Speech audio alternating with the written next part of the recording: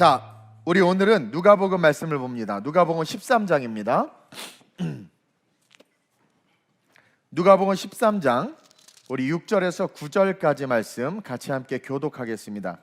제가 먼저 봉독합니다. 누가복음 13장 6절입니다.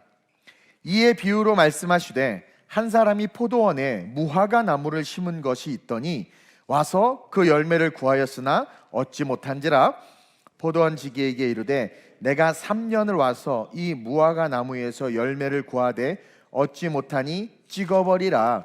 어찌 땅만 버리게 하겠느냐.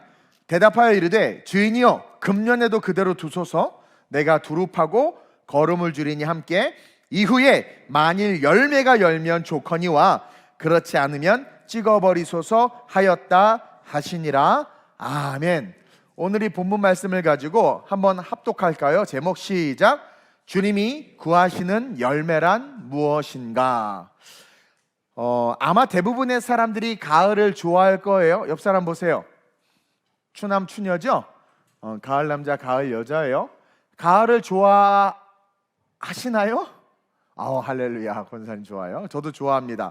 뭐 여러 가지 이유가 있겠지만 제가 가을을 좋아하는 이유는 맛있는 과일들 때문이야. 성진이 과일 좋아해요? 그래요. 제가 독일에서 이번에 감을 하나 사 먹었거든요. 여러분 독일에도 감이 있어요. 우리 권사님들 외국 나가면 어머 독일에도 파가 있어. 어머 여기도 생강이 있어. 그런 다 있어요. 다 먹어요.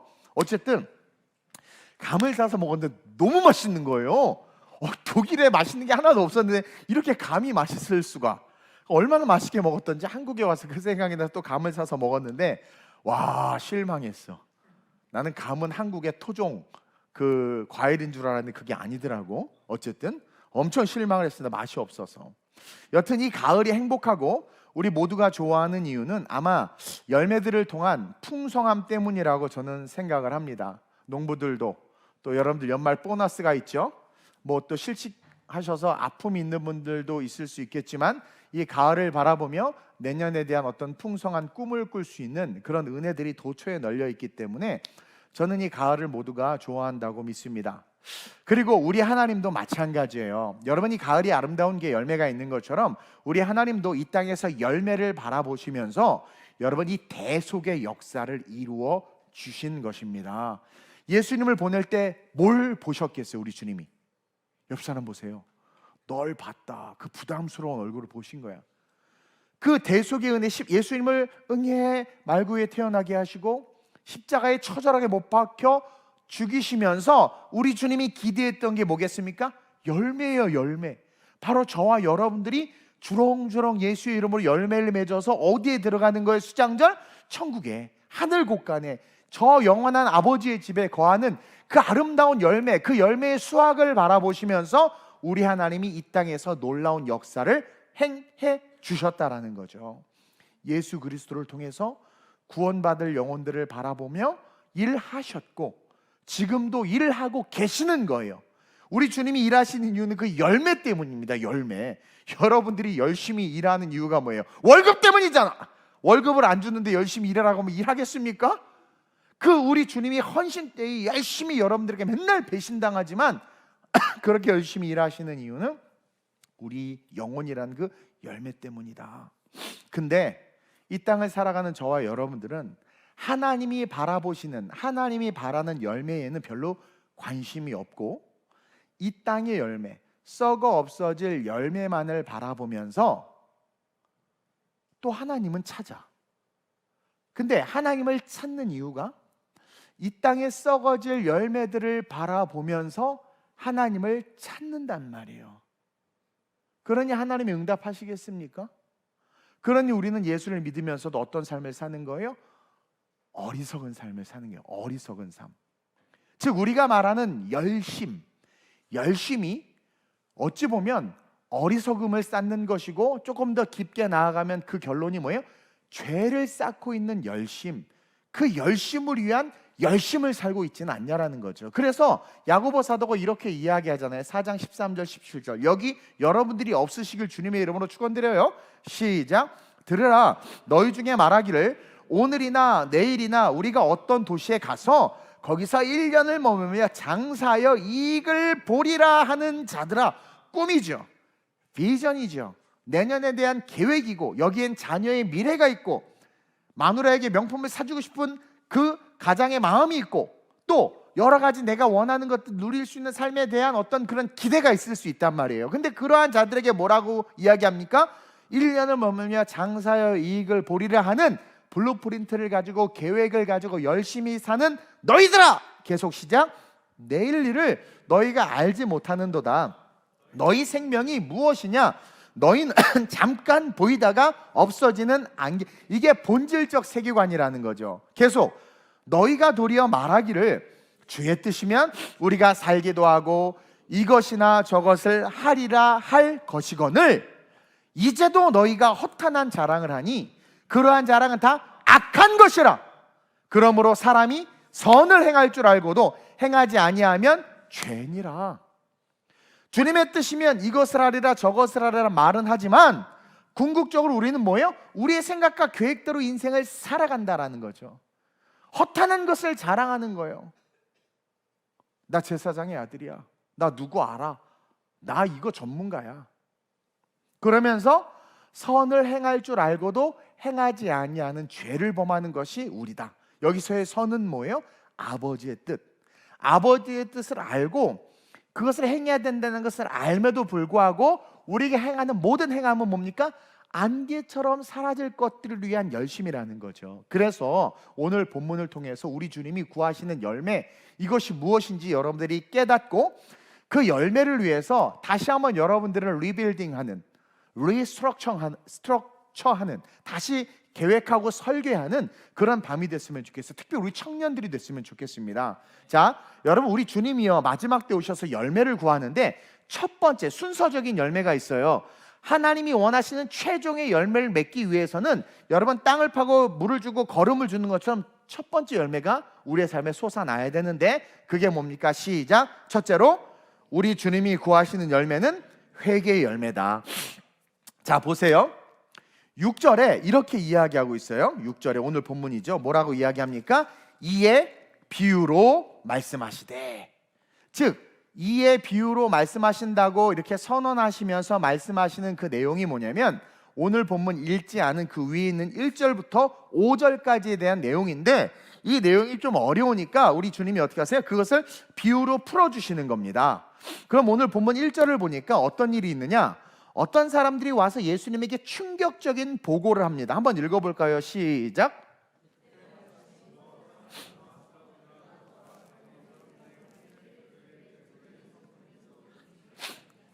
말씀을 한 목소리로 못 읽지? 다시 한번, 어려운 말씀이에요. 시작.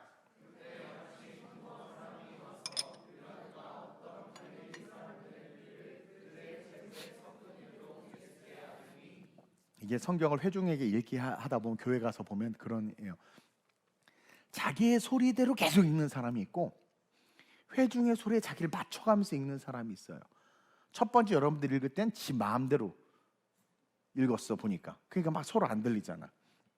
근데 두 번째 제가 한마디를 하니까 여러분들이 좀 맞춘 것 같아. 그런 조율이 필요합니다. 신앙은 그런 거예요. 그리고 그 기준은 말씀이라는 거죠.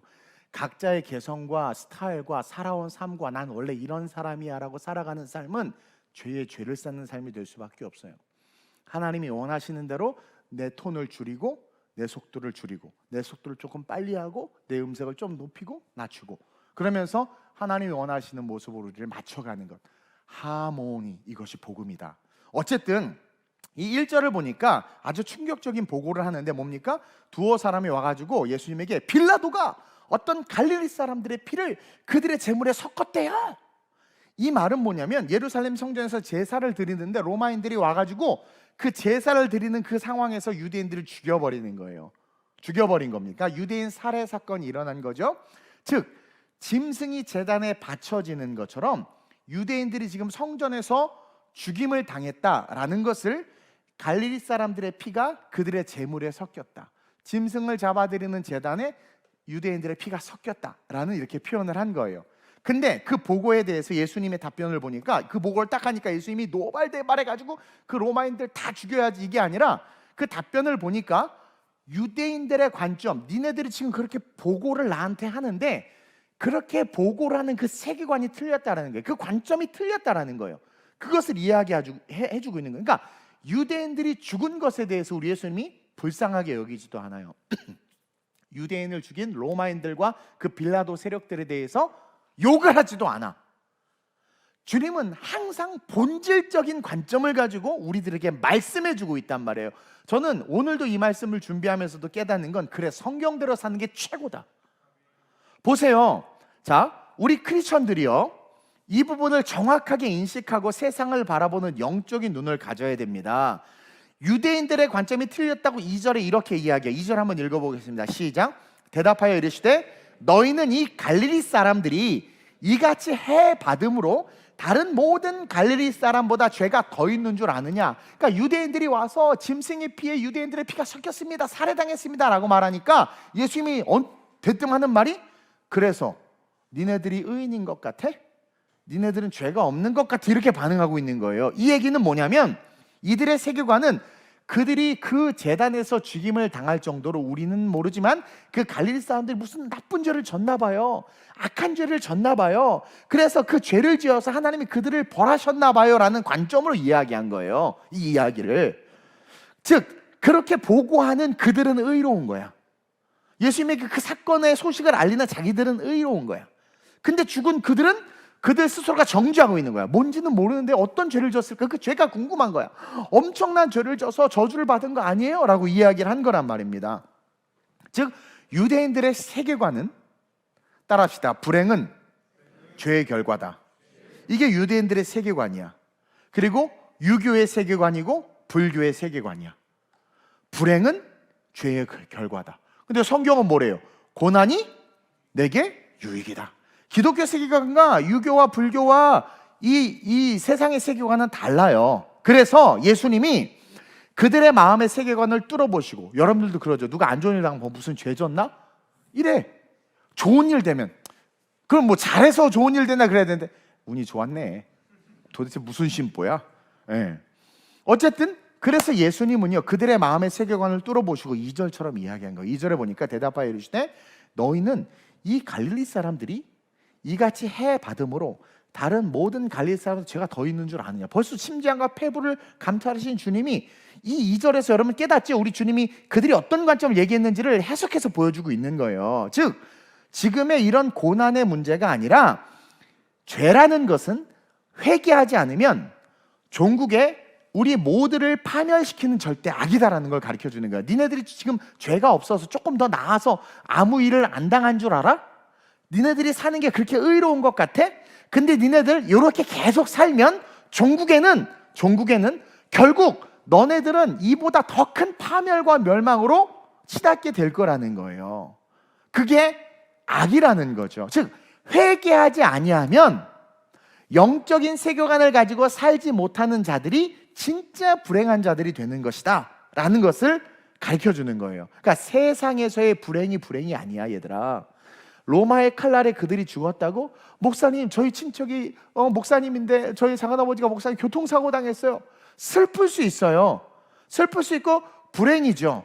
근데요 세상에서의 불행이 참 불행이 아니에요. 진짜 불행은 뭐냐면 회개하지 못하고 살다가 내가 의로운 줄 알고 내 생각이 맞다고, 내 고집이 맞다고 성경이 가르치고 목사가 가르치고 교회가 가르치는데도 나는 50이 넘었으니까 부록 안 변해, 나의 기준과 신앙관을 고집하면서 살다가, 진짜 불행한 것은 그렇게 살다가 죽었을 때 내 앞에 아브라함이 있는 것이 아니라 뭐예요? 음부가 펼쳐지는 게 가장 불행하다라는 거예요. 그것을 우리 주님은 지금 본질적 세계관을 이야기하는 거예요. 너네가 세상에서 온갖 불행한 일을 당하는데 최고의 불행이 뭐예요? 제사 드리다가 죽었어. 얼마나 불행해. 근데 그 불행보다 더 큰 불행은 뭐냐면 니네들이 그렇게 옳다 의롭다 여기면서 살다가 종국에 맞이하는 영혼의 멸망, 영혼의 파멸이라는 거죠. 이렇게 설교를 해도 우리는 우리의 신앙관, 언어, 생활, 습관 하나도 못 바꾼다니까요. 그러니까 나중에 지옥 가서 원망하지 마세요. 저 분명히 전 설교했어요. 그게 가장 불행한 자들이라는 거예요. 그리고 그것에 대해서 니네들 잘 못 깨닫겠지. 내가 이야기 쉽게 비유로 풀어줄게 해서 하신 이야기가 6절부터 9절까지의 말씀이라는 거예요. 지금의 유대인들의 삶에 뭐가 없냐? 니네들은 지금 진짜 있어야 될 열매가 없어. 야, 너 의롭다고, 너 뭐 자칭 의롭다고 11조 잘한다고, 제사 빠지지 않고 다 드린다고 와가지고 그 예루살렘에서 있었던 사건을 나한테 보고하는데 그 내면에 너는 의롭다는 의로움을 가지고 보고하잖아. 근데 아니라는 거예요. 아니라는 거. 왜?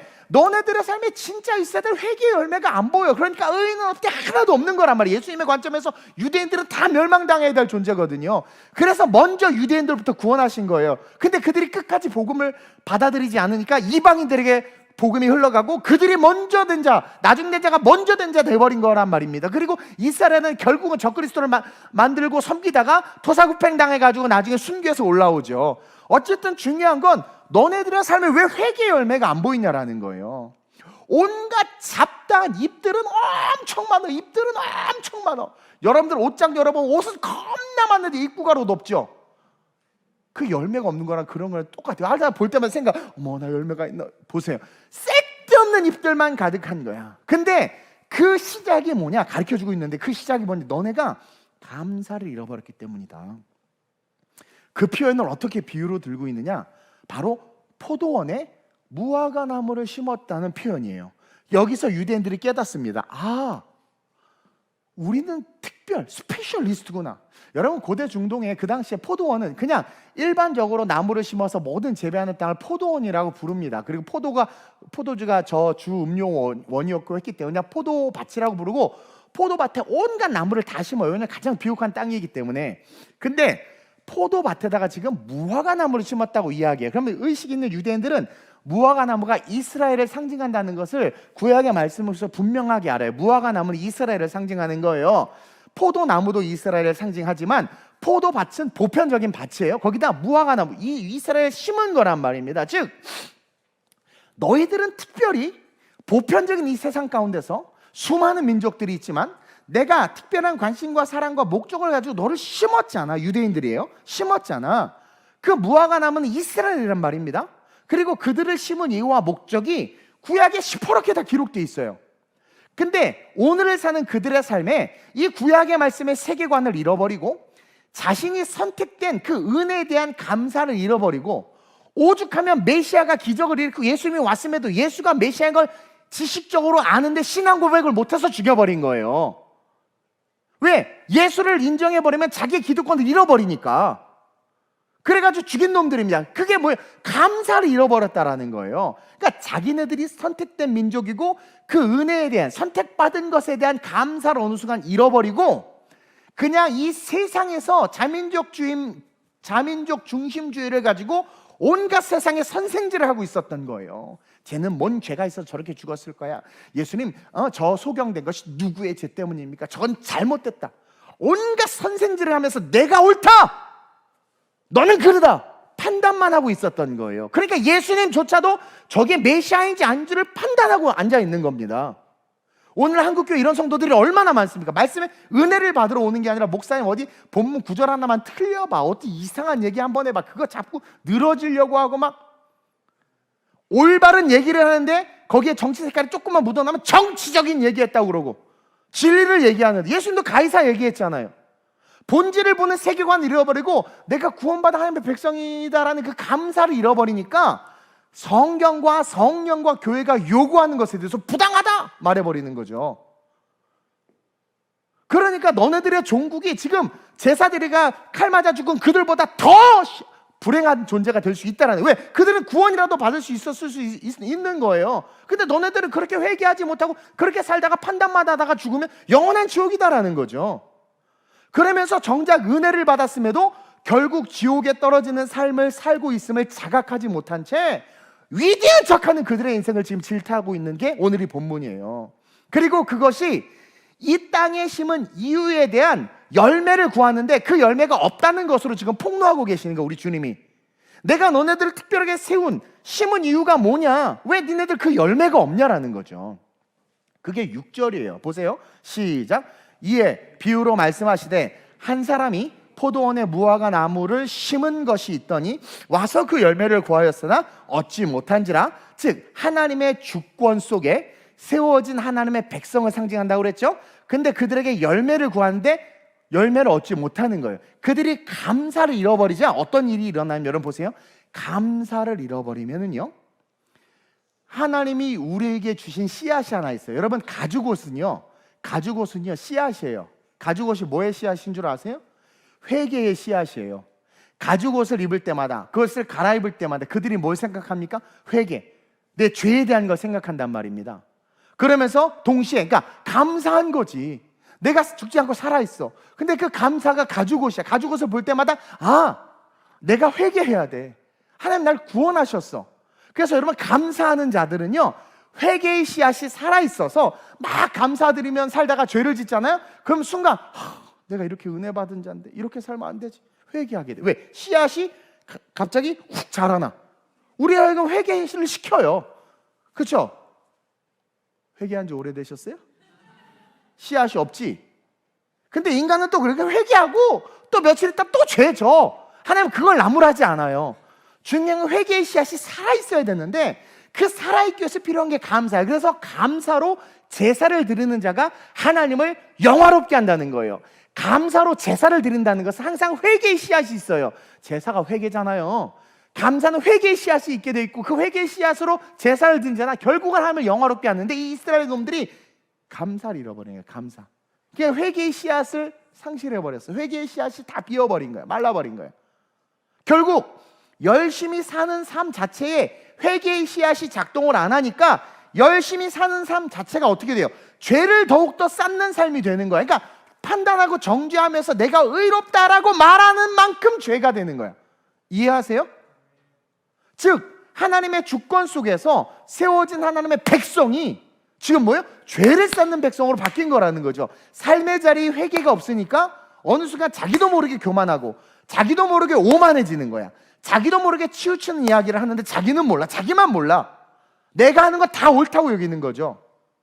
그러니까 너희들이 지금 그 예루살렘 성전에서 일어났던 그 끔찍한 살인사건에 대한 보고보다 사실은 너네들의 삶이 더 끔찍해. 이걸 가르치고 있는 거예요, 우리 예수님이. 그래서 주님은 회개에 대한 능력을 설명하시면서, 잘 들으세요 여러분, 회개를 하게 되면 믿음이 생겨요. 여러분, 회개를 할 때 한번 생각해보세요. 잘못했다 막 회개 막 그러면서 나도 모르게 눈물 콧물 속에 회개하다 보면 내 안에 뭐가 믿음이 생겨요. 예수님에 대한, 내 인생에 대한, 미래에 대한 믿음이 생기고, 그 믿음은 결국 우리를 어디로 이끄냐면 소망으로 일어나게 한다니까요. 그러면서 그 소망은 결국 주님이 원하시는 열매를 맺게 한다라는 그 놀라운 영적인 메커니즘이 이 안에 있다는 것을 보여주고 있는 거예요. 그래서 우리로 하여금 너네들에게 내가 구하는 첫 번째 열매가 뭐냐면 이 회개의 열매다. 회개의 열매. 그 살인사건을 통해서 도대체 무슨 죄를 졌길래 저렇게 죽었을까요가 아니라, 너희들이 지금 죄 짓고 있는 것에 대해서 나에게 회개하라. 회개의 열매를 제일 먼저 촉구하고 있는 겁니다. 그래서 우리는 항상 회개해야 돼. 넘어지고 쓰러져도 회개해야 돼. 계속. 그 회개하고 또 죄 짓고 괜찮아. 회개해야 돼. 왜? 그 회개가 우리에게 믿음을 견고하게 하고 소망으로를 계속해서 일어나게 만드니까. 따라서 우리는 주님이 원하시는 이 첫 번째 열매가 회개 열매다라는 것을 기억해야 돼. 오늘 본문을 통해서. 그러면서 둘째로 시작. 주님이 원하시는 열매는 소망으로 말미암은 희망의 열매라는 거예요. 아까 이야기했죠? 회개가 있으면 믿음이 생겨요. 그 믿음은 우리를 희망과 소망으로 이끈단 말입니다. 근데 봅시다. 오늘 본문에서 그 회개를 통해서 우리에게 뭘 바라보게 하시느냐? 과원지기가 있다라는 걸 보게 한단 말이에요. 지금 유대인들에게는 선생이 없어. 지들이 선생이야. 지들이 선생이야. 웬만한 수준 돼서 말을 안 들어. 전도사들이 말하면 말을 안 들어. 담임 목사 정도 얘기해야 말을 듣지. 권사님, 안수집사 말하면 말 안 들어. 장로님 정도 말해야 말을 듣지. 요즘 시대가 그런 시대 아닙니까? 왜? 내가 더 잘났거든. 안 보이는 거야. 근데 오늘 본문에서 예수님 뭘 등장시키냐면 과원지기를 우리에게 보게 하신단 말이에요. 7절에 주인이 과원지기, 즉 포도원지기에게 찍어버리라고 명령해요. 그러자 그 과원지기의 이야기에 주목하라는 거예요. 뭐라고 이야기합니까? 8절에 시작. 대답하여 이르되 주인이여 금년에도 그대로 두소서. 내가 두릅하고 거름을 주리니. 이미 실패한 나무입니다. 3년간 감사를 잃어버려서 회개의 씨앗이 말라서 회개하지 못해서 찍혀 버려야 되는 존재예요.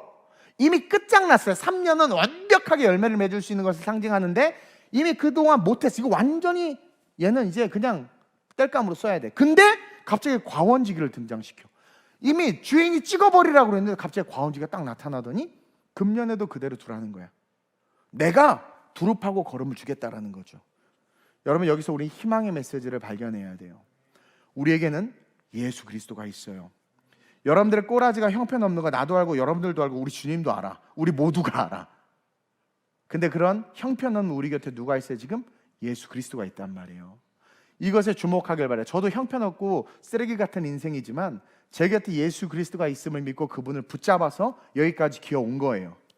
여러분, 모세의 중보로 하나님이 이스라엘을 쓸어버리려고 몇 번 작정하셨습니까? 근데 모세가 날 죽이라고 그래가지고 하나님이 이스라엘 살려준 거 아닙니까? 벌써 이 이야기를 딱 듣는 순간 유대인들, 그 잘난 유대인들은 벌써 모세와 그 스토리를 유추하게 돼 있어요. 이건 그들의 자존심이었거든요. 그 당시 때. 너에게 예수가 있지 않냐라는 거예요. 우리에게 과원지기가, 즉 그 과원지기가 있기 때문에 니네들이 쓰러지고 넘어져서 진짜 형편없는 인생이어도 뭐야? 다시 일어날 수 있다. 그러면서 우리에게 뭘 촉구합니까? 일어나라는 거야. 회개의 씨앗을 회복하고 제발 다시 일어나. 세상이 규정하는 그 규정에 지배당하지 말고, 네 스스로 느끼는 무능력함에 좌초당하지 말고 너에게 과원지기가 옆에 서 있어. 이미 너는 끝장, 심판 받았어. 넌 이미 넌 가망 없는 존재라고 선언됐어. 근데 그런 네 곁에 과원지기가 있다니까 예수의 이름으로 일어나라는 거예요. 그러면서 이는 복음이 있는데 이 세상을 살아가는 우리 특별히 젊은이들 왜 절망하냐라는 거예요. 제가 뉴스를 보고 깜짝 놀란 게, 그래도 우리 교회는 평균 이상이지만 대부분의 청년들이 지금 취업을 포기하고 인생을 포기하고 그냥 아무것도 안 하고 싶어 한대. 그게 지금 그런 청년의 5%가 그런데요. 그렇게 수십만이. 그러면서 이 말씀은 우리에게 뭘? 절망할 필요가 없다라는 거예요. 주님은 우리가 절망의 열매가 아니라 희망의 열매를 맺기를 원하고, 그 희망의 열매를 맺기 위해서 첫 번째 그 사건을 통해서 촉구하는 게 회개. 너의 의로움을 내려놓고, 너 안 의로워, 너 죄인이야, 죄덩어리야. 회개의 씨앗이 살아나서 그 회개를 통해서 뭐예요? 희망. 그러니까 회개 없는 희망은 오만이고 자만이고 교만입니다. 회개 없는 희망은 멸망의 선봉에 서는 거예요. 그러나 회개를 통한 희망은 없는 것을 있는 것처럼 부르신 하나님의 능력을 끌어오는 거란 말입니다. 그래서 주님은 우리가 절망의 열매가 아니라 희망의 열매를 맺기를 원한다라고 이 비유를 통해서 이야기해 주네요. 그러면서 그 희망의 열매는 우리에게 인내를 준다라는 거예요.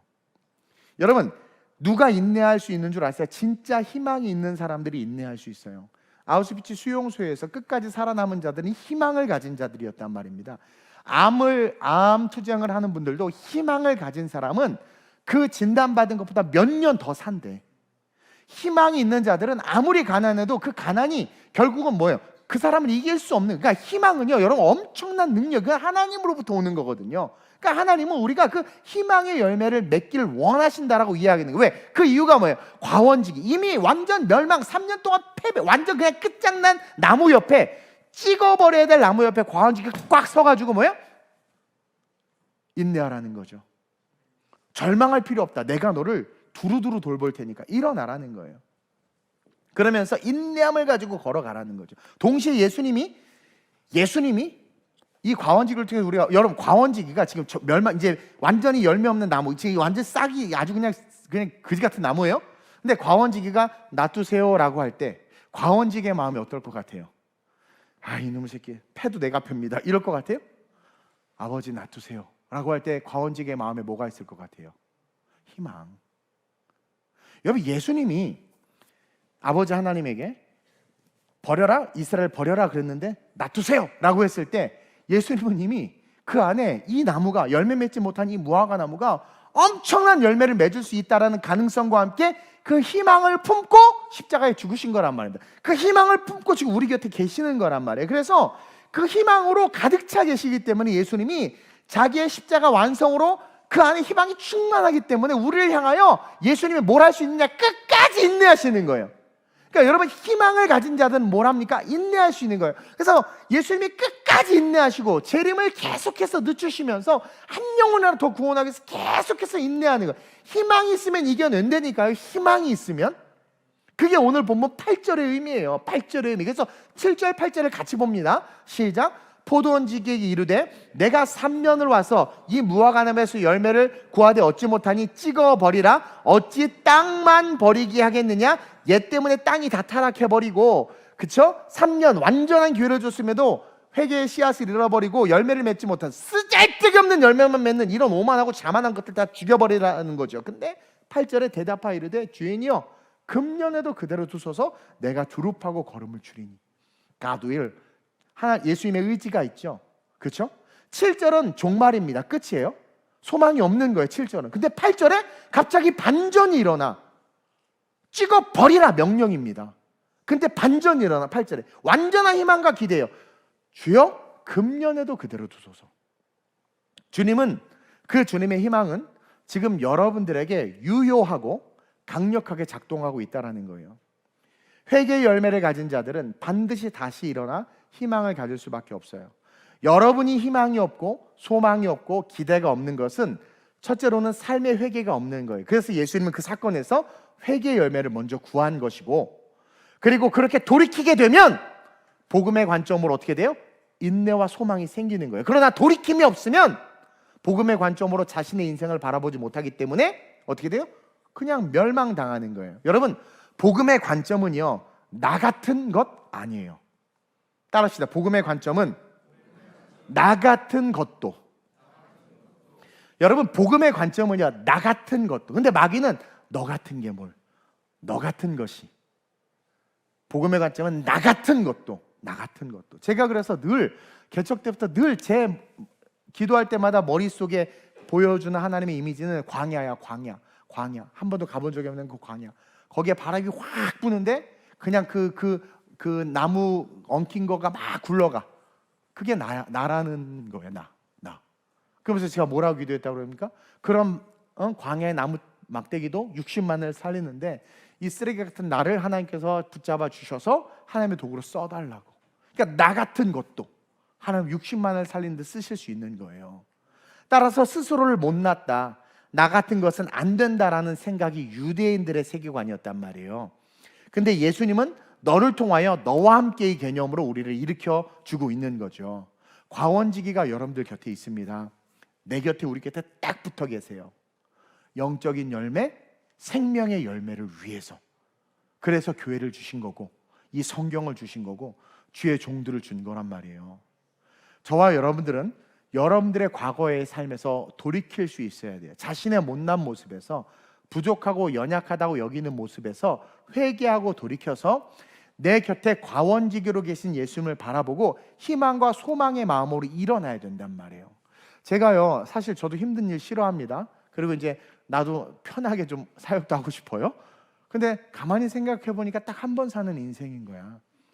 천국 가면 영원히 쉬는데, 그렇죠? 그래서 도전하는 거예요. 여러분, 이렇게 두 교회 하나 되는 거, 여러분들 뭐 괴롭다 그러는데 저희가 겪어야 될 거하고 비교하면 상상도 안 될 거리요. 너무 힘들고 피곤한 일이에요. 근데 그래, 한 번 사는 인생 주께서 이끄시는데, 여러분, 범사의 그를 인정하라, 그가 너희 길을 지도하시래. 이게 제 삶의 신앙의 좌우명이거든요. 범사의 그를 인정하라, 그가 너희 길을 지도하시래. 그러니까 그분께서 인도하심을 믿고 가는 거예요. 설사 내가 잘못 가도 그분께서 인도하심을 믿는 믿음의 신뢰가 있으면 하나님은 환경과 상을 바꿔버리시는 분이니까. 그렇기 때문에 저와 여러분들은 인내하면서, 정말 회개의 열매를 통해서 인내하면서 희망과 소망을 가지고 오늘의 삶을 살았으면 좋겠어요. 희망과 소망의 그 마음을 가지고. 그러면서 그렇게 살 때 마지막으로 시작. 그러므로 말미암아 우리 주님이 원하시는 열매의 결론은 행함의 열매, 즉 행함의 열매가 맺혀져요. 야고보 사도가 늘 그러잖아요. 주둥이만 떠드는 신앙, 그 신앙 말고 행함을 좀 보여줘봐. 말씀에 순종하는 행함, 너 자신을 내려놓는 행함, 헌신하는 행함. 행함이 없이 무슨 주님 사랑한다고 말하는데 눈에 보이는 주의 종의 말에도 순종하지 못하는데 보이지 않는 하나님의 말에 어떻게 순종하겠냐라는 거죠. 그리고 성령께서 어떤 감동을 주셔서 봉사와 헌신을 요구하실 때 그것을 행할 수 있는 힘이 없는 것은 가짜라는 거예요. 그래서 주님이 궁극적으로 행함의 열매를 얻기를 원하는데 그 행함의 열매를 얻기 위해선 먼저 잘못된 세계관을 가지고 자칭 의롭다 하는 자들, 너희들이 회개의 씨앗을 회복해야 되고 회개의 열매가 있어야 되고, 진짜 회개하게 되면 어떻게 돼요? 희망과 소망이 생겨요. 희망과 소망이 생기기 때문에 로마의 압제와 핍박 속에서도 인내할 수 있단 말입니다. 인내. 그래서 바울이 인내했고 사도들이 다 인내했잖아요. 인내 열매, 그러니까 희망과 소망이 있는 자들의 특징, 그 인내 열매가 있는 거예요. 그리고 그 인내 열매가 있는 자는 어떻게 됩니까? 희망과 소망에 대한 기대가 있으니까 삶에 행함이 있는 거예요. 행함이 있는 거예요. 그래서 회개는 소망과 희망을 소유하게 하고 그것은 인내를 우리 안에 만들어내면서 그 인내를 통해서 걸어가는 자들의 삶에는 반드시 열매가 주렁주렁 맺혀요. 행함의 열매가 나타난단 말입니다. 들어가도 복을 받고 나가도 복을 받아요. 우리는 자꾸 이 복을 돈으로 생각하는데 하나님의 일들이 이루어지는 걸 말하는 겁니다. 그 역사들이 나타나는 거예요. 9절에 보세요. 9절에 뭐라고 기록하고 있어요? 시작. 이후에 만일 열매가 열면 좋거니와 그렇지 않으면 찍어버리소서 하였다 하시래. 이것도 우리가 잘 헷갈리는 본문의 말씀인데, 이후에 자 과원지기가 있어요. 막 옆에서 도와줘요. 성령님이 계시죠. 파라클레토스 도와줘요. 그러면 이후에 만일 열매가 열면 좋거니와, 여기에 방점이 있어요. 열매가 열면 좋거니와. 이것을 문법적으로 돈절법이라고 하는데, 표현하고자 하는 말을 강조하기 위해서 문장을 완결짓지 않는 거예요. 문장을 완결짓지 않고 중간에 그냥 끝을 맺는 거예요. 그래서 이후에 만일 열매가 열면 좋거니와, 한국말로 하니까 이렇게 표현했는데 이후에 만일 열매가 열면 좋지, 끝이야. 그러니까 다른 말로 말하면 열매를 맺을 수밖에 없고 맺어야 된다는 게, 이게 너무 중요한 강조의 표현이란 말이에요. 핵심 문장이란 말이에요. 그렇지 않으면 찍어버리소서. 여러분 여기 찍어버리소서에서 찍어버리란 말입니까? 자신이 있는 거예요. 열매를 맺게 된다라는 거예요. 모든 조건을 우리 주님이 준비해 놓은 거예요. 회개로 돌이킬 수 있도록. 그리고 그러기 위해서 보혈을 주셨고, 또 인내하며 희망과 소망을 가지고 살 수 있도록 성령을 보내주셨고, 그 능력을 받게 해주셨고, 또 교회를 주사 하나님의 뜻을, 말씀의 뜻을 잘 분별하고 우리의 삶을 그리스도의 몸을 세우는 삶으로 이렇게 세워갈 수 있도록 모든 것을 준비해 줬어요. 그러면 당연히 그 안에서 사는 우리는 우리의 삶은 어떻게 돼야 돼요? 열매가 있는 삶이 돼야 되는 거예요. 좋은 열매가 나타나야 돼. 행함 속에 열매가 나타나요. 인격의 열매가 나타나야 되고요. 사역의 열매가 나타나야 되고요. 부흥의 열매가 나타나야 되고요. 직장에서도 승진과 성공의 열매들이 나타날 수밖에 없어요. 만약에 그 열매가 보이지 않는다는 것은 회개와 인내, 즉 회개와 희망을 갖지 못한 채 그냥 살아가는 거예요. 주둥이로 주여 주여 부르면서. 그러면 결국 유보된 심판 가운데, 자 그대로 두소서, 내가 두렵하게 이후에 열매가 열면 좋거니와 그렇지 않으면 찍어버렸어. 그 찍어버린 완전한 종국의 종말로 떨어진다라는 거예요. 근데 그게 아버지의 뜻입니까? 아니라는 거죠. 안 떨어지게 하기 위해서 우리가 계시록도 공부하지만 계속해서 영혼 구원의 관점을 가지고 하나님 일하시잖아요. 그러니까 우리는 다시 오늘이 첫날이다 생각하고 일어나야 되는 거예요. 심판이 없는 게 아니라 유보된 거야. 사형 선고를 받았단 말이에요. 어떤 사람이 사형 선고를 받았는데 집행이 유예되고 있는 거지, 이미 사형 선고를 받았어. 근데 이 사람은 사형한다고 하니까 여론이 들끓어. 왜 들끓어? 어차피 사형 언도된 사람인데. 그거에 대해서 여러분들 왈가왈부하는 이유가 무슨 인권 타령이에요. 그래서 바라바 풀어달라고 그랬다가 이스라엘이 얼마나 어려움을 당했습니까? 여러분, 세상에 정의와 선이 없어요. 옳고 그름을, 요즘에 동훈이 떠. 동훈 이름이 똑같은데 성이 달라. 한동훈, 이동훈. 근데 내가 그분이 하는 말을 이렇게 쭉 듣다 보면 좌우에 이걸 떠나서 옳은 말을 너무 잘해. 동훈이 너무 좋아. 옳은 말을 너무 잘해. 흔들리지 말아야 된다. 옳은 말을 너무 잘해. 어떤 미친놈처럼 무슨 국가 균형 발전 이런 얘기 안 하고, 여러분, 우리는요, 올바른 편향된 것이 아니라 분명한 하나님의 말씀의 기준을 가지고 세상을 볼 수 있어야 된단 말입니다. 이해돼요? 좌로나 우로나 치우치는 것이 아니라 이미 심판이, 아니 애가 태어났는데 학살로 죽었어. 울어. 그래, 우리는 슬플 수 있어.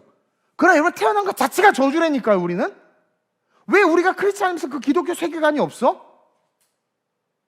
왜 예수님이 죽은 자는 죽은 자보다 장사 지내라고 했냐면, 우리는 본질 자체가 태초부터 죽은 자란 말이에요. 그렇기 때문에 죽은 자는 죽은 자보다 장사 지내라고 하고, 산 자가 중요한 거예요. 산 자가. 그래서 예수 그리스도의 십자가 복음을 붙잡고 이 산 자가 영원한 천국에 이를 수 있도록 우리가 그 일을 해야 하고, 그것이 가장 중요한 일이기 때문에 하나님이 독생자까지 죽여서 우리를 살리려고 한 거 아닙니까? 우리가 죄 지은 죄로 죽게 됐는데, 우리가 죄 져서 죽게 된, 우리가 죽는 게 그게 무슨 슬픈 일이에요?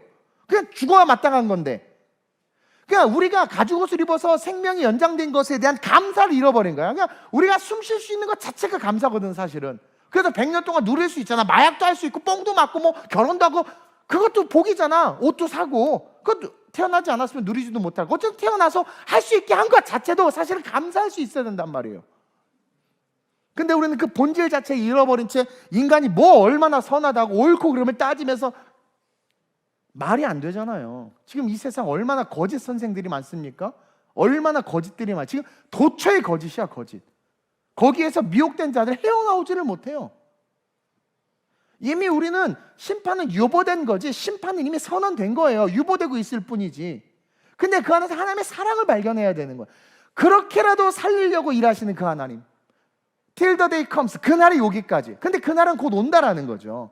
따라서 그날이 올 때까지 우리는 모든 것들을 새롭게 해야 돼. 그래서 행함 속에서 주님이 기뻐 받으시는 회개의 열매, 그리고 회개로 말미암아 희망을 갖는, 그 희망이 있으니까 인내할 수 있는, 그래서 그 인내를 통해서 삶의 그리스도인으로서의 살아가는 삶의 족적들을 남길 수 있어야 된다는 거예요. 그러니까 우리가 죄를 짓든 뭐 하든 간음을 하든 뭐 살인을 하든 그것은 하나님의 관점에서 별로 중요하지 않아요. 자꾸 도덕과 윤리가 우선시가 되니까. 그런데 그러면 다윗이 어떻게 왕권을 누리며 최고의 왕이 되고, 어떻게 하나님의 사람들이, 하나님의 백성들이, 제사장들이 사람을 쳐 죽이고도 하나님 앞에 제사를 드릴 수 있냔 말이에요. 관점이 거기에 있는 게 아니라 하나님의 열매를 맺느냐 맺지 못하느냐에 달려있단 말이에요. 따라서 우리의 궁극적인 목적은 하나님의 열매를 맺는 삶을 사는데 방점이 꽂혀야 된다는 거죠. 그렇기 때문에 우리는 언어 훈련해야 되는 거예요. 성품 훈련을 해야 돼. 죄를 지라는 게 아니라 훈련을 통해서 성숙을 이루어가야 된다는 거죠. 언어 훈련해야 되고 성품 훈련해야 돼. 특별히 이번에 재직들 오케이 해가지고 이제 올라갔죠. 이제 투표할 거예요. 12월 10일 날. 그래서 이제 피택이 되면 제가 교육을 할 건데, 피택이 되면 이제 전과 달라져야 돼요.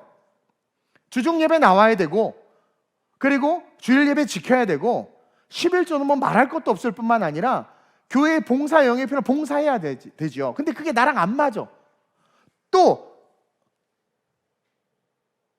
이제 저기 막 입이 막 험한 놈들도 입이 이렇게 어떻게 돼요? 언어 훈련해야지. 성품 막 이게 나야? 이게 아니라, 그래 그게 너 지옥에 떨어질 너였어. 근데 너 이제 재직 받았으면 이제 어떻게 돼? 성품 훈련해야지. 인내를 통해서 희망을 갖고 천국을 바라고 나를 통해 생하실 일들을 기대하면서, 특히 우리 청년들 자신의 전공과 하는 일에 대해서 실력이 있어야 돼요. 목사님 공부 어리버리하게 하지 않았어. 이게요, 나는 제일 답답한 청년들이, 신앙 있는 청년들이 기도만 하고 자빠져 앉아 있어. 프로젝트 나오면 기도만 하고 있어. 프로젝트를 해. 왜 기도를 하고 앉아 있어? 프로젝트를 하라고. 그게 왜 실현이야? 네가 그 직장 가서 받은 듀티인데. 실력은 쥐뿔없으면서 신앙 얘기하는 사람들이 난 제일 싫어요. 전도도 훈련해야 돼. 저는 전도 체질이 아니어가지고요. 자기 체질대로 하는 사람이 어떻게 재직이고, 자기가 원하는 것만 하는 사람이 어떻게 하나님의 사람입니까? 육체의 습관을 유지하는 사람 아닙니까? 옛사람의 썩은 걸 유지하는 사람 아니에요? 저는 절대로 인사 못하는 사람입니다. 그러면 육체가 썩은 대로 살다 지옥 가라는 거지.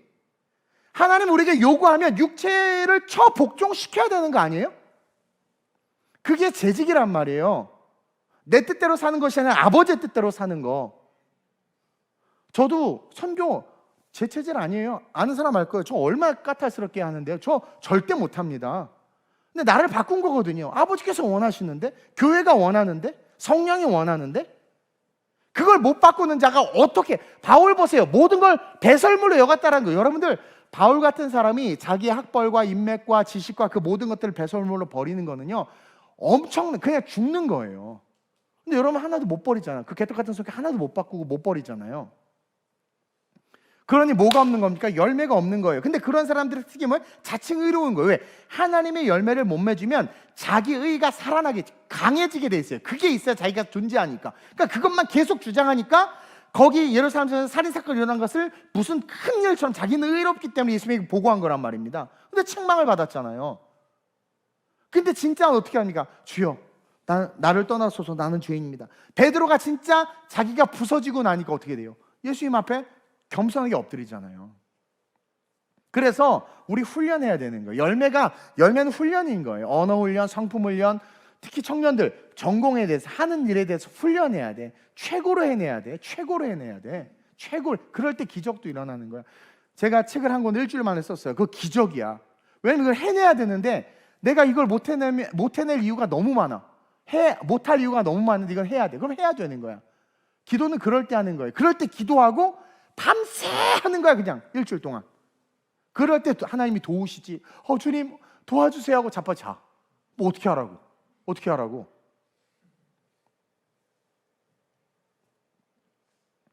그래서 가루 한 움큼과 기름 한 움큼이 있어야 되는 거야. 이만큼의 노력이 있어야 되는 거예요. 그것을 쏟아 부어야 돼. 내가 저 능력 요것밖에 없고 그걸 쏟아 부어요. 근데 요것밖에 없으니까 먹고 죽자 이러면 아무 일도 안 일어나는 거야.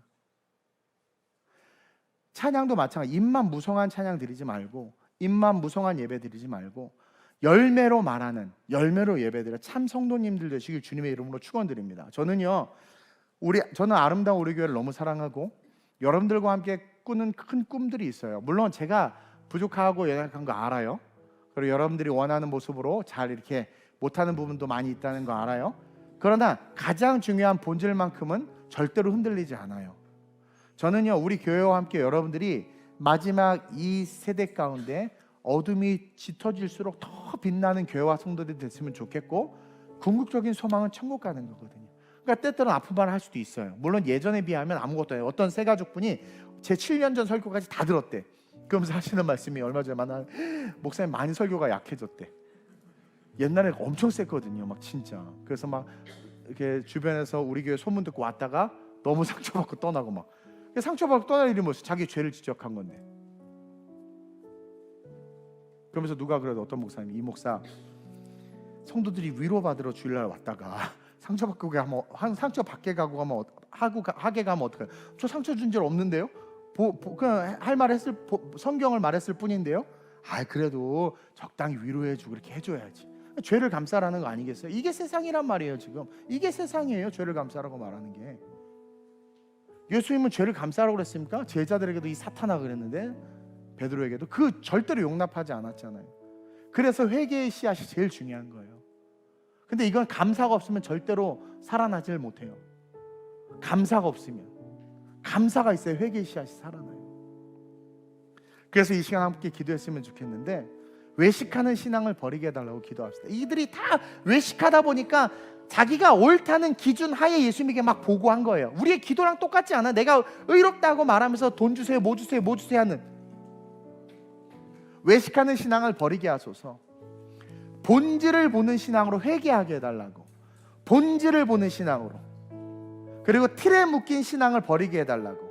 습관과 틀에 묶인 신앙을 버리고 입술에 파수꾼을 세우게 해달라고. 우리의 입술은 하나님을 찬양하는 거예요. 하나님을 찬송하는 입술에서 찬송과 저주가 동시에 나는도다. 이것이 합당하지 않다고 성경이 분명히 이야기하고 있어요. 입술에 파수꾼을 제발 세워달라고. 부정적인 말, 부정적인 생각 불태워달라고. 특별히 우리 젊은이들 창조적 신앙을 갖게 해달라고. 창조적 신앙을 갖게 해달라고. 인격과 신앙이 복음의 열매가 될 수 있게 해달라고. 그리고 마지막으로 우리 교회가 열방의 땅끝까지 하나님께서 기뻐하는 복음의 열매를 맺을 수 있게 해달라고. 그 사역을 멈추지 않고 걸어갈 수 있게 해달라고. 그것을 위해서라면 그것을 위해서라면 기꺼이 우리의 틀들을 허물 수 있는, 지금의 유대인들의 문제가 그 구습, 전통 때문이었거든요. 기꺼이 하나님이 움직이라고 할 때 기꺼이 움직일 수 있도록 우리의 모든 틀들을 내려놓고 성령의 유기적인 인도하심을 따라 걸어갈 수 있는 우리 교회 될 수 있게 해달라고, 이 시간 여러분들 자신이 회개의 씨앗과 희망의 씨앗과 행함의 열매가 맺혀지는 우리 교회와 우리가 훈련되어져서 성숙한 신앙으로 성장해서 마지막 때 더 빛을 발하는 우리 교회가 땅끝까지 이르러 주님의 영광을 드러내는 그런 교회 될 수 있게 해달라고 간절하게 우리 주님을 3번 부르고 합심으로 전심으로 기도합니다. 주여, 주여, 주여. 하나님, 마지막 때입니다. 특별히 결실의 계절 가을 열매를 묵상합니다. 하나님, 우리의 삶의 열매가 하나님 보시기에 아름다운 열매인지, 아니 열매가 있는지, 입만 무성하진 않은지 돌아보기를 원합니다. 오늘 우리는 판단하기를 좋아하고, 오늘 우리는 세상에 대해서 옳고 그름을 내 기준으로 논하는 것을 즐거워합니다. 오늘 본문에 등장한 그 유대인들처럼 갈릴리에서 일어나는 그 사건을 가지고 왈가왈부하며 자기의 일을 드러내고 있습니다. 오늘 이 시대의 우리의 모습은 아직 돌아봅니다. 주님, 마지막 이 시대 우리는 내 의로움을 가지고 세상을 판단하는 것이 아니라 다시 한번 우리의 삶의 그 중심으로 돌아가 회개의 열매가 있는지, 내 안에 감사로 말며 회개의 씨앗이 살아있는지 돌아보며 그 회개의 씨앗을 통해 회개의 열매를 맺어낼 줄로 믿습니다. 우리의 모든 연약함을 용서해 주시고 하나님 앞에서 회개할 수 있도록 주여 기름 부어 주옵소서. 우리의 연약함을 용서하여 주옵소서. 우리의 부족함들을 용서하여 주옵소서. 우리의 약함들을 용서하여 주옵소서.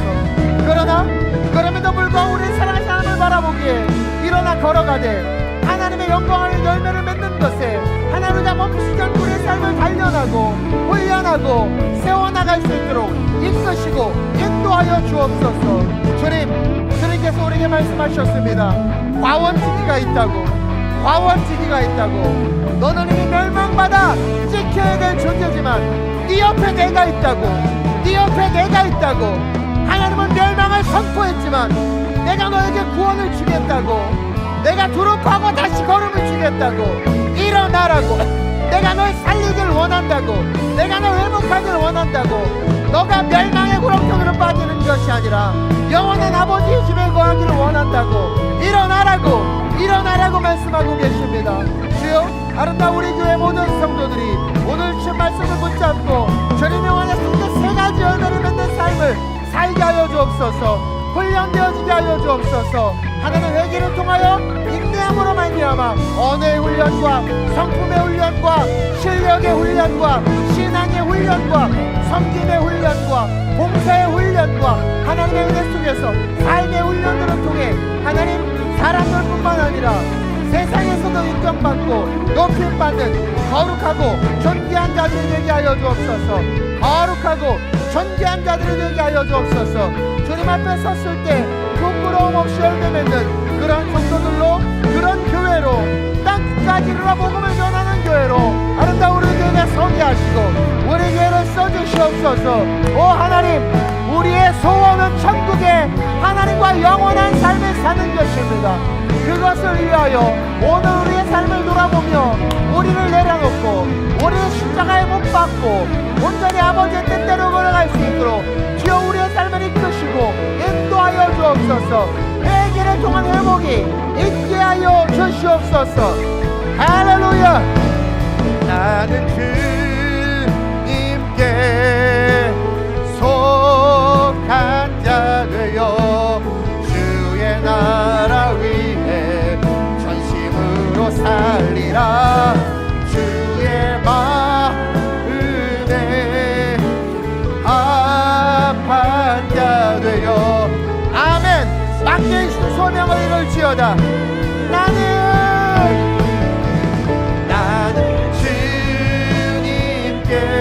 주님께서 세상이 아니라 예수에 속한 자 되겠습니다. 라 위해 전심으로 살리라. 주의 마음에 합한 자 되어. 우리 시간 한 번 더 기도합시다. 소명 달라고 기도합시다.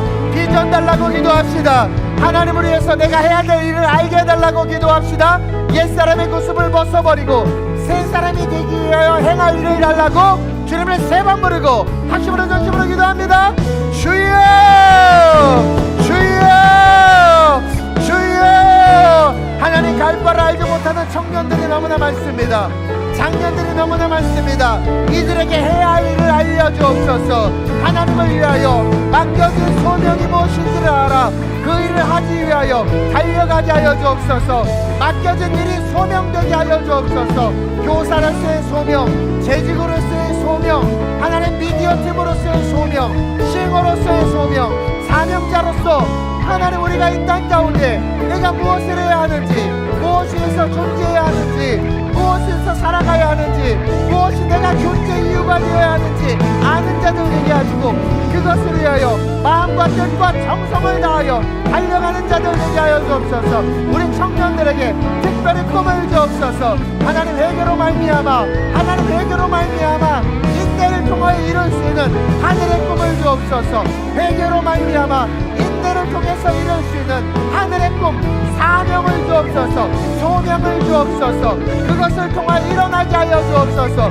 사업이든 교육이든 정치든 예술이든 그것이 소명되게 하여 주옵소서. 소명되게 하여 주옵소서. 나를 죽이고 주를 드러내고 나를 죽이고 예수를 살리는 참 소명되게 하여 주옵소서. 참 소명되게 하여 주옵소서. 오 주여, 우리가 하나님의 소명을 받아 소명대로 살아가는 이 시대의 빛과 소금 되게 하여 주옵소서. 할렐루야. 나는 주님께 속한 자 되어 주의 나라 위에 전심으로 살리라. 주의 마음에 합한 자 되어 맡기신 소명이 이루리. 어떤 말씀을 하시든 어떤 일을 하라 하시든 그것을 소명으로 받아 그 일을 할 수 있는 실력과 능력과 영성을 가진 천국을 소유한 주의 백성이 종과 우리 모든 성도들 되게 해 주옵소서. 우리 교회가 하나님께서 어떠한 사명을 맡기든 어떠한 길을 가라고 하든 세상의 관점이 아니라 하나님의 관점으로 그것을 이루게 하여 주시옵소서. 하나님, 시대가 변해도 복음은 변하지 않습니다. 그 복음은 주님으로부터 시작해서 종말에 이르기까지 모든 민족을 제자 삼으라고 말씀해 주셨습니다. 기득권을 가지고 땅을 사서 건물 짓고 안주하는 것이 아니라 모바일 처치가 되어야 될 줄로 믿습니다. 움직이는 교회가 되어야 되고 하나님의 복음이 땅끝까지 이룰 수 있도록 주께서 이끄시는 대로 움직일 수 있는 우리가 되어야 될 줄로 믿습니다. 주님, 우리의 고집과 아집과 전통과 지킬 것들이 있게 살아가는 삶이 아니라 받은 은혜가 있기에 이끄실 성령님을 인정하기에 물이 흐르듯 성전에서 물이 흘러 동서사방으로 넘쳐나 무릎에서 허리에서 잠기기까지 가득함과 같이 주께서 이끄시는 대로 우리 교회가 부족한 종이 우리 성도들과 함께 하나님 땅끝까지 이르러 놀라운 주의 사역 감당하다 이 땅에 풍성한 영적인 열매를 맺어 주님 앞에 기쁨으로 그 얼굴을 뵙는 영광과 은혜를 누릴 수 있도록 이끌어 주옵소서. 우리 모든 신앙인들 훈련되어져야 합니다. 자기를 버리는 훈련을 해야 합니다.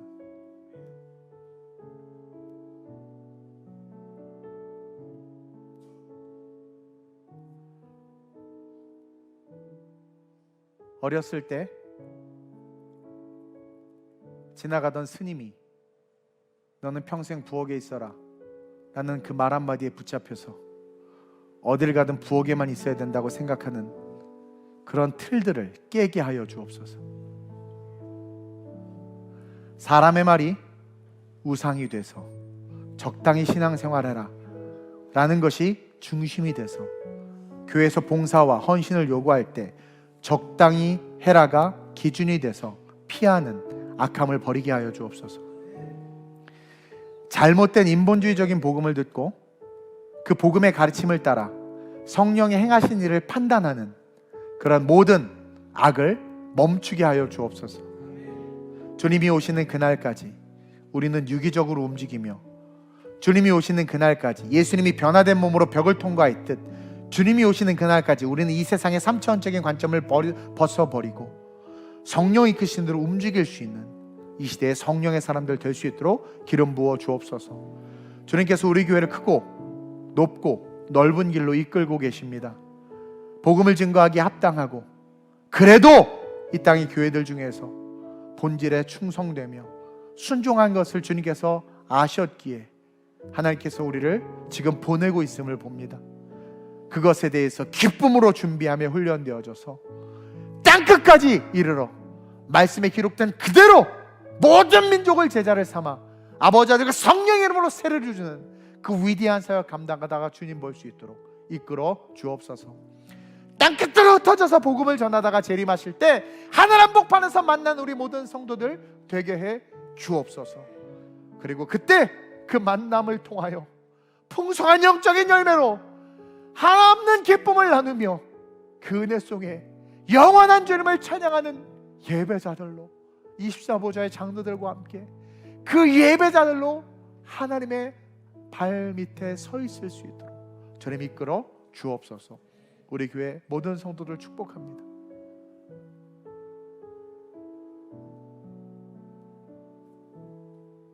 우리를 받아주옵소서. 감사함을 드리며 좋으신 예수님의 이름으로 축복하며 기도드립니다. 아멘.